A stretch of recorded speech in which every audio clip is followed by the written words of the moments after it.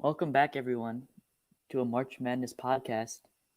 Today, we're going to talk about Michigan's upcoming game, Michigan basketball's upcoming game against LSU. And if you don't live under a rock, you know that this NCAA tournament has been completely wild. Brackets have been busted throughout the country.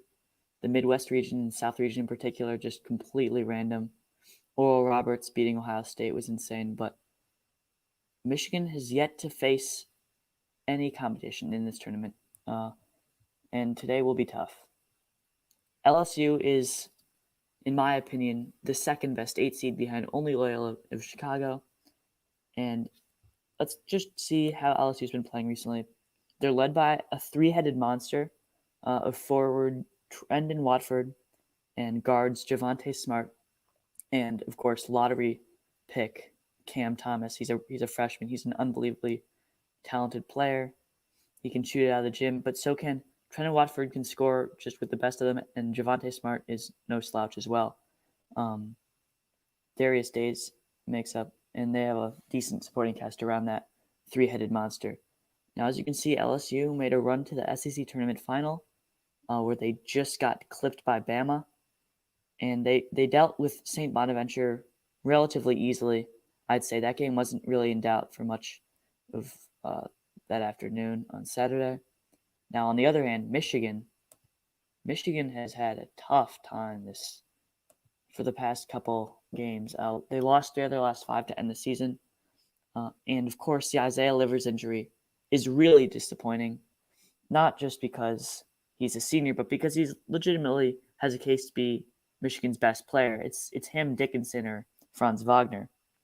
Now, without Isaiah Livers, Michigan did manage to beat Maryland. I'll say Isaiah played in that game, but he was a non-factor because of his injury. Against Ohio State, Michigan looked fine. They only lost by 1. But now, with the current context, it's looking like the Big Ten is not all that. I hate to say that. I've been a big Big Ten believer. But the Big Ten, this tournament, as you can see in my title, is having a nightmare. I mean, Ohio State losing to Oral Roberts first round. And Illinois losing yesterday to Loyola Chicago. Rutgers blowing basically a 10-point lead with 8 minutes left against Houston. Purdue losing in the first round to North Texas in overtime. It has been really, really, really tough for this conference in the tournament. Michigan didn't look good against Texas Southern. They did not look good against Texas Southern. That was an ugly game of basketball. Michigan jumped out to a pretty easy lead. Texas Southern was playing terribly. They're one of the worst three-point shooting teams in all of college basketball. So I didn't expect this to be a challenge.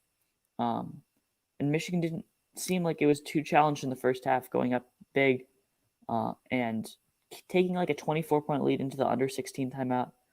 But then Texas Southern made it a game.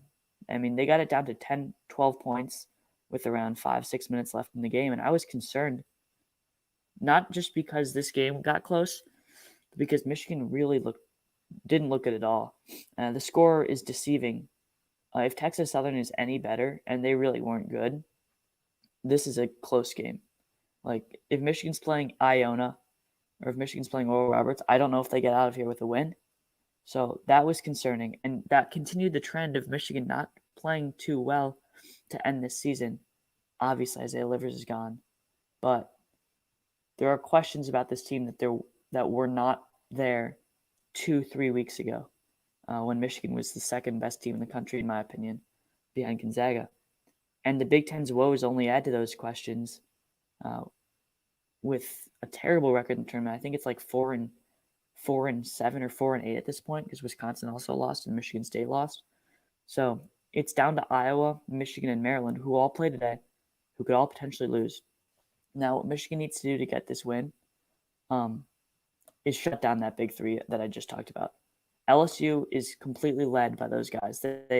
They score the majority of the points, they facilitate, and they also get the majority of the rebounds. If those three guys can get shut down, LSU is really not a good team. Obviously they're a great team, but they rely heavily upon those three players, Javonte Smart, Trendon Watford, and Cam Thomas.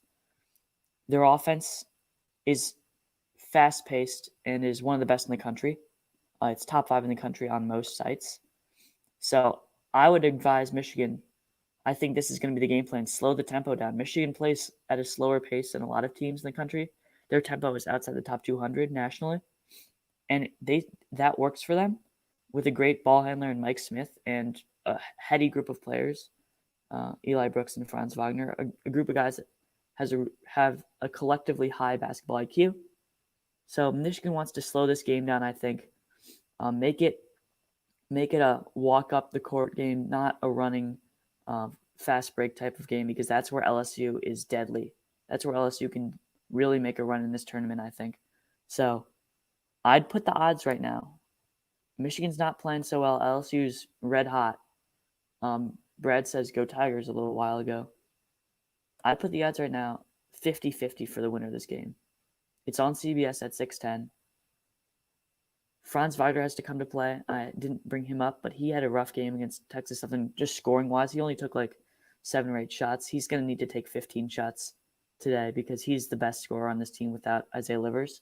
Hunter Dickinson can't turn the ball over. That's been a problem for him recently. His turnovers have kind of ballooned as teams have focused more on him. They've doubled him in the post, and he needs to be quick with his decision-making.